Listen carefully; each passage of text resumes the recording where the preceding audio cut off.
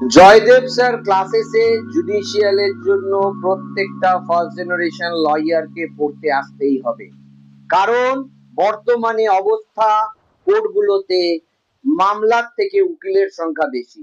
যত মামলা ডেলি না হয় তার চেয়ে বেশি উকিল প্রতিদিন কোর্ট চত্বরে ঘুরছে। অতএব মামলা প্রতি একাধিক উকিল বর্তমান কোর্টে, অর্থাৎ একটা মামলার পেছনে 10 জন করে উকিলের অ্যাভেলেবিলিটি, তার জন্য প্রাইস বার্গেনিংও হচ্ছে এবং তার যে ক্লায়েন্ট পাওয়ার সংখ্যা কমে যাচ্ছে। অতএব সংসার চালানো, সার্ভাইভ করা, কেরিয়ার করা খুব টাফ হয়ে যাচ্ছে। সেই জন্য আমরা বলছি যারা ফার্স্ট জেনারেশন লয়ার বা যাদের বিরাট একটা ক্লায়েন্ট বেস বাবা কাকা দাদুর নেই, তারা বেকার কোর্ট চত্বরে ঘুরে সময় নষ্ট করে, জীবনের বয়স বাড়িয়ে, কেরিয়ারটাকে নষ্ট করে, সিনিয়রদের খিদমত খেটে, সিনিয়রদের আন্ডারে নিজের সময় কেরিয়ার সবটার 12টা বাজিয়ে জীবনটাকে অন্ধকারের দিকে নিয়ে যেও না। কারণ এখন কোর্টে যতটা মামলা তার চেয়ে বেশি কিন্তু উকিলের সংখ্যা। অতএব উকিল পিছু মামলার সংখ্যা নেই, এখন মামলা পিছু উকিলের সংখ্যা 10 থেকে 20 হয়ে গেছে।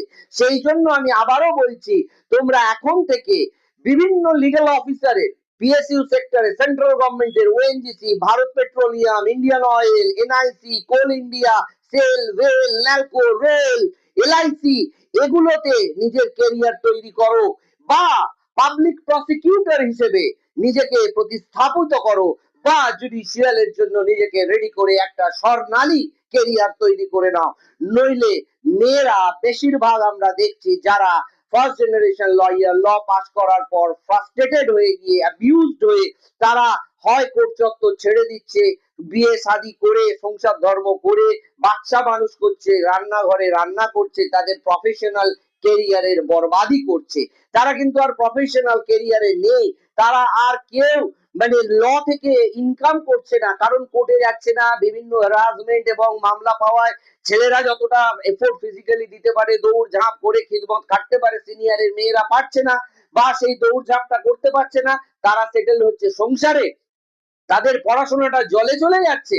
মেয়েদের বেশিরভাগ আমরা দেখছি ল পাস করার পরে কিন্তু তারা আর রোজগার করতে পারছে না উকিল হিসেবে। কিন্তু যারা বুদ্ধি করে আমাদের এখানে লিগ্যাল অফিসার, ল অফিসার বা পাবলিক প্রসিকিউটর বা জুডিশিয়ালের জন্য পড়াশোনা করেছে, তারা প্রত্যেকে আজকে এস্টাবলিশ, প্রত্যেকে আজকে 70-80 হাজার থেকে 1 লক্ষ টাকার বেতনের চাকরি করছে সেন্ট্রাল গভর্নমেন্টে বা স্টেট গভর্নমেন্টে বা জুডিশিয়াল সেক্টরে। ছেলেদেরও প্রায় প্রায় তাই দশা। সেই জন্য ছেলেদেরও বলছি, মেয়েদের আরো বিশেষ করে বলছি, এখন আর সময় নষ্ট করো না, নিজের কেরিয়ারটাকে গঠন করো এবং জুডিশিয়াল থেকে পাবলিক প্রসিকিউটর জয়েন করো বা